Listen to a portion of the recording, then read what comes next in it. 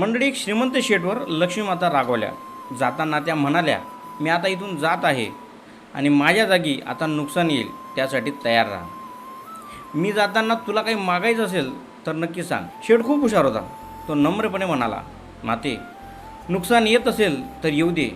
मला फक्त एवढं वरदान द्या की माझ्या कुटुंबात सुख आणि शांती सदैव नांदत राहील. लक्ष्मीमाता हसल्या, तथास्तु म्हणाल्या आणि निघून गेल्या. शेठला 4 सुना होत्या.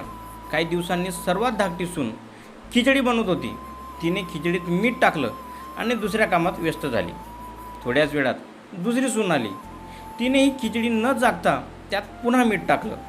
तीही आपल्या कामात निघून गेली. असं करत करत तिसरी आणि चौथी सूनही आली आणि त्यांनीही खिचडी न चाखताच त्यात मीठ टाकलं. रात्री जेवायच्या वेळी सर्वात आधी शेठ जेवायला बसले.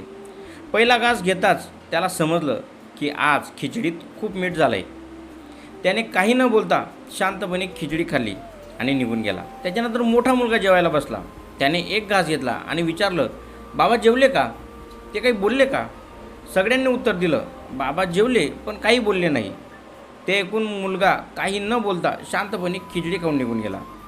असं करत करत घरातील प्रत्येक सदस्याने एकामागून एक जेवण केलं. सगळ्यांनी विचारलं, आधी जो व्यक्ती जेवला तो काही म्हणाला का? आणि उत्तर आलं नाही. आणि सगळ्यांनी शांतपणे खिचडी खाल्ली. त्या रात्री शेठ झोपला. त्याच्या स्वप्नात नुकसान आलं आणि हात जोडून म्हणाले, बाबा मी आता इथून जातो, मी तर राहूच शकत नाही.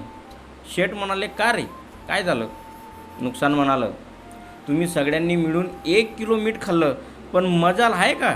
कोणी कोणावर राग काढेल, आवाज चढवेल. आणि ज्या घरात इतकी शांतता, प्रेम आणि एकमेकांबद्दल आदर आहे, त्या घरात मी म्हणजे नुकसान राहूच शकत नाही. मंडळी, या कथेचा निष्कर्ष एवढाच आहे की जीवनात सुख दुःख, चढ उतार, फायदे तोटे चालूच असतात.